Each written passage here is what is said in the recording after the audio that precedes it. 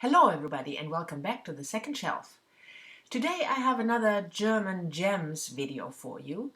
I thought I might turn this into a series because I got a lot of comments on the first video, which I will link down below in the info box. And also a lot of people asked me to do more German book recommendations. So I have another 3 for you today. One modern classic, one prize winner and a first novel. First, the modern classic, Vicki Baum's Grand Hotel, which was first published in 1929. The German title is Menschen im Hotel, and which has been recently, in June of this year, been republished in English with this gorgeous new cover, and the translation is by Basil Creighton. Vicki Baum was a Jewish Austrian writer of the early mid-20th century. She died in 1960. She fled to the US in the early 30s of the last century when her books were banned in Austria and Germany. She started writing in English after that, but Grand Hotel is her most well-known novel and her biggest success. The novel is set, as the title suggests, in a hotel.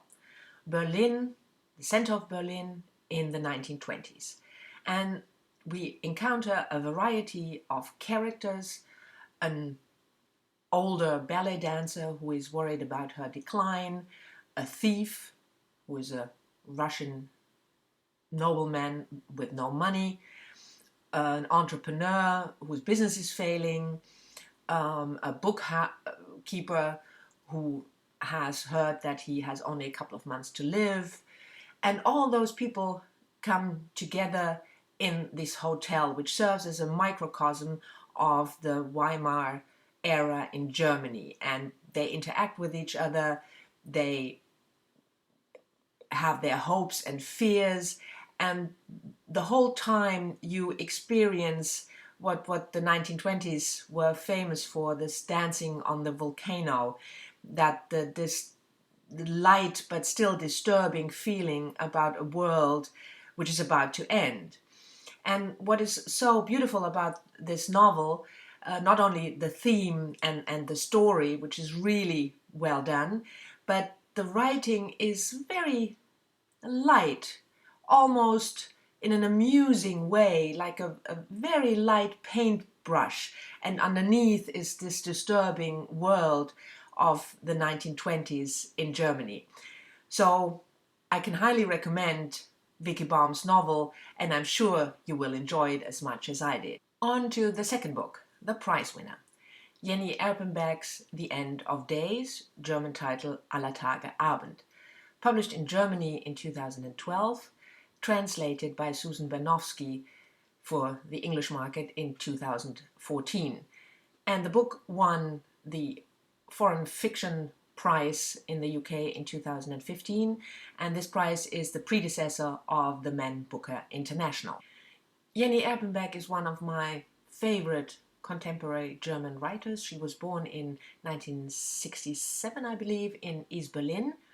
She worked as a theater director before she became a writer, or in addition to directing, she became a writer in the 1990s. The End of Day is a novel about an unnamed protagonist, a woman, and we follow the story of this woman from the early 20th century in the Habsburg Empire until the present day.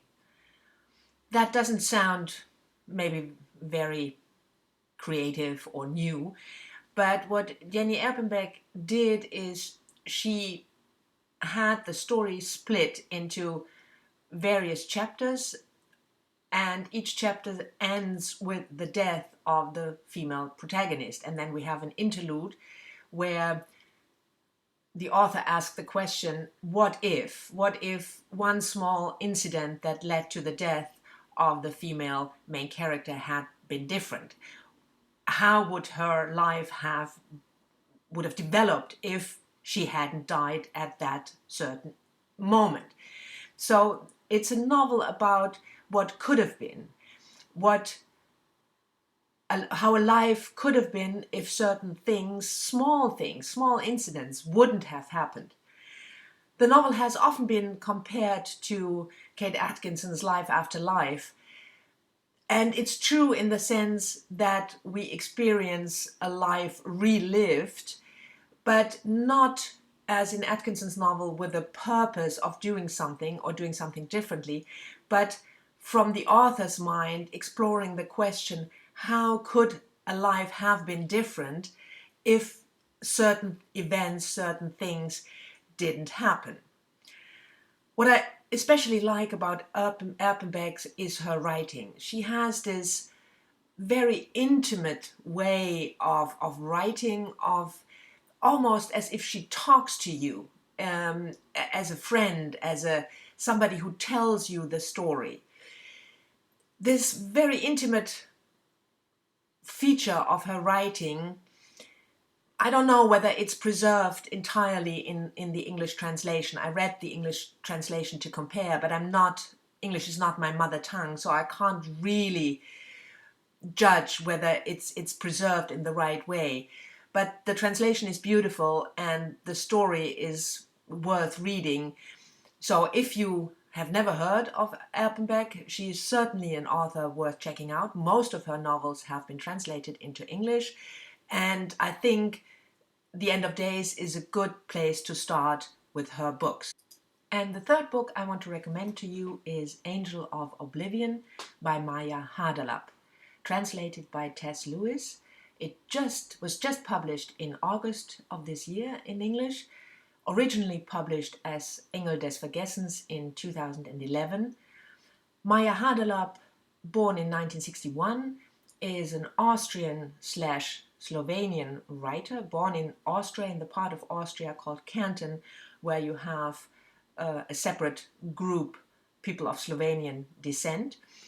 And actually, this is also a prize winner because she won the Ingeborg Bachmann Prize in Germany with this novel.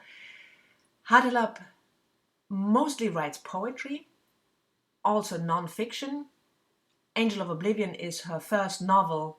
That's why I want to promote it here as a first novel. It's not a debut in the strict sense because she's published before, but it's her first novel publication.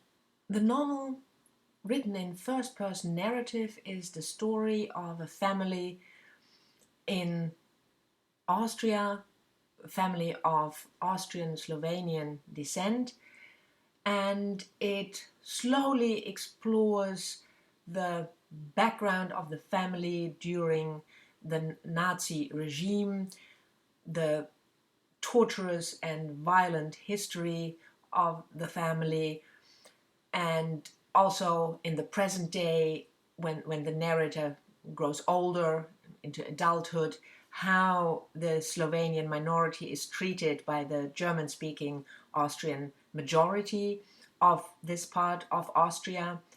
And you can feel, or you can get from the writing that Haderlap is a poet, because it's a very lyrical language. The story is told in short snippets of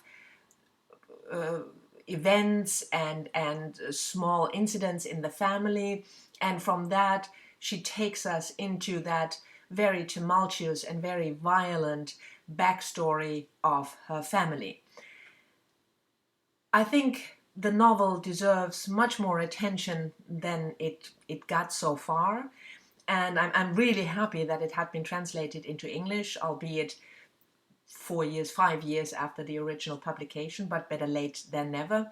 And I really hope you will try out Haderlap's book, and maybe if you like to read poetry, also try out her poetry, although I have to say you would have to read that in German because I don't think any of her poetry has been translated. That was it for today, for my second German Gems video. I hope you've enjoyed it. If you did, give it a thumbs up and subscribe if you're new. I'm always happy to have new subscribers.